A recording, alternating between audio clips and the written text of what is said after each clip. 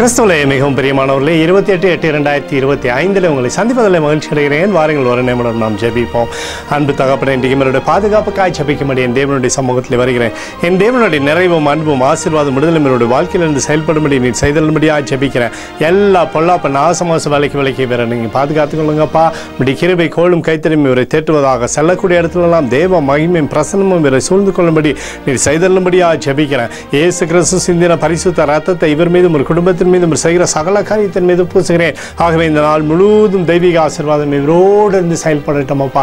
மத்தேயு 11:28 படி வருத்தப்பட்டு பாரம் சுமக்கிறவர்களே நீங்கள் எல்லோரும் என்னிடத்தில் வாருங்கள் என்று சொல்லி எழுதப்பட்டிருக்கூடிய வார்த்தையின்படி அப்பா எல்லாரையும் நீர் அழைக்கிற தேவனாக இருக்கிறீர். இவரையும் ஆண்டவரே அழைத்து இவருடைய வாழ்க்கையில் நன்மை கொடுத்து இவருடைய பேரை பெருமைப்படுத்துங்க, ஆசீர்வதித்து வழி நடத்துங்க. இயேசுவின் நாமத்திலே ஒப்புக்கொண்டு ஜெபிக்கிறேன் நல்ல பிதாவே, ஆமென்.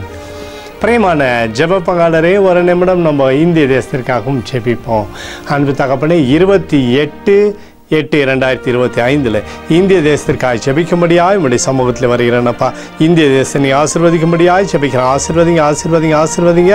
தேசத்தில் நன்மையும் கிருபையும் விடுதலையும் நீர் வைக்கும்படியாய் ஜெபிக்கிறேன். உங்களுடைய கிருபை கோளும் கைத்தறியும் தேசத்தை தேற்றுவதாக உங்களுடைய நிறைவானது தேசத்திலிருந்து செயல்படட்டும் அப்பா.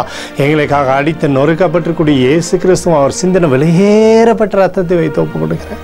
அத்தோடு இந்திய தேசத்தில் எழுப்புதலை தரும்படியாய் ஜெபிக்கிறேன். எழுப்புதலை தருவீராக எங்கள் கண்கள் பார்க்கும்படி நீர் ஆசீர்வதிக்கும்படி ஜெபிக்கிறேன். நேற்றும் இன்றும் என்று மாறாதவராகிய இயேசுவின் நாமத்திலே ஒப்புக்கொண்டு ஜெபிக்கிறேன் நல்ல பிதாவே, ஆமென். பிரியமான ஜெப பங்காளரே, ஆண்டவர் நம்மளுடைய ஜெபத்தை கேட்டிருக்கிறார். இந்த நாள் முழுவதும் கர்த்தராகிய இயேசு கிறிஸ்துக்குள் நீங்கள் வளரும்படி உங்களை வாழ்த்தி ஆசீர்வதிக்கிறேன். ஆமென்.